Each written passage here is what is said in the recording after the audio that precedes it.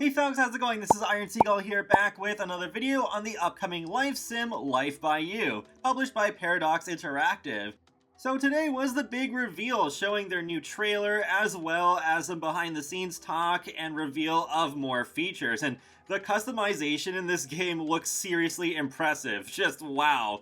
I'm still not super into the art style. It does kind of remind me of The Sims 3 where the environments look pretty good, but the people I'm not quite sold on yet, but it is something I could maybe still get used to. Plus, they did mention in the live stream that these graphics are not final and they're still going to be tweaking them more before the final release, but I still don't expect too much to change considering this is much farther along in development than the likes of Paralives and Project Renee.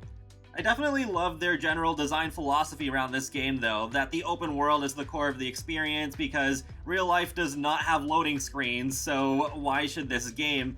And being able to just so seamlessly switch between all the different people running around the world without loading screens as well, and also having so much customization available to us.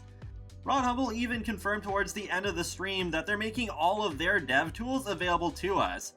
That's definitely emphasized and teased a lot towards the end of the trailer here. Like now we're looking at the lot creator for basically, I guess we could call the build mode, and then the town creator where you can just place down all these different buildings. Definitely gives me that City Skylines vibe a bit. And then we have the conversation creator, event creator, item creator, shop creator, object creator, mod creator, career creator, quest creator, script creator, gameplay creator, recipe creator, skill creator, trait creator, crafting creator, collectible creator, outfit creator, household creator, story creator, life creator.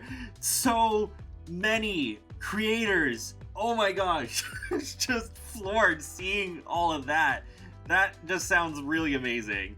Even just the household section in this trailer reveals a lot. Like there's non-binary options, lots of personality traits, including like family secret. What is that? City upbringing, turbulent childhood, wordsmith, and then they have like their assigned vehicle, whether it's like a bicycle or a car. Of course, the house they live in, not just their general life stage, but their exact year as well, like 19 or 26 or 33. I think you might be able to run a business because there is the business section there, though the job title is right below it. It could be just what organization they work for, though the idea of a 19-year-old owning a boutique hotel is pretty impressive if that we were able to actually do that.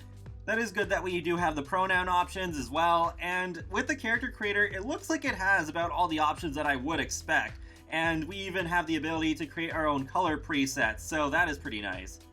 When they got into the behind the scenes talk, one thing that I loved that they confirmed near the beginning is that we do have many different transportation options to explore the open world, like cars and bikes, we can walk around, and even skateboard! Yes! Get a bit of Tony Hawk's Pro Skater action going on maybe. But yeah, we can even directly control them too. Kind of like in, say, like a third-person action game where we can like move the car by pressing up on the arrow key. He even confirmed that we can plug in a controller to also do that, which is awesome because I have an Xbox 360 controller that I use for many other games, so that will be fun to do for sure. I think I'm going to get a lot of mileage out of that. It was also confirmed there's no rabbit holes, which is great. If you've watched my channel for about any amount of time, you probably already know I'm not a fan of rabbit holes. I think there are some pros to them, but there's more cons overall. But here's one thing that really shocked me. It's not open just in terms of the world, but also in terms of time. You can skip ahead a decade if you want into the future just by the press of a button. And there you go, you just fade out and fade in and boom, you're in the future. So it's like, okay, that's a really interesting feature as well. So I guess if I did want to like maybe skip ahead a season or something, then I could more easily do that.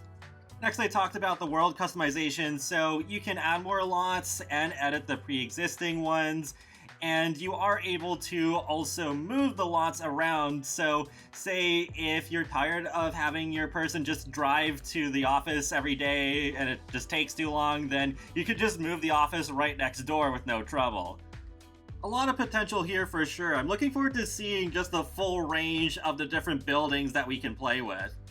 One characteristic I'm surprised by that I'm sure will set Life by You apart from other life sims is that there's no fictional language like Simlish. It actually does use English or whatever local language you'll be playing in. So there's supposed to be over thousands of unique lines of dialogue in the game to start off with, and there's 3 different factors that basically generate the conversation options that you have. It's based off of who you're talking to, where you're talking to them, and the type of relationship you have with that other person.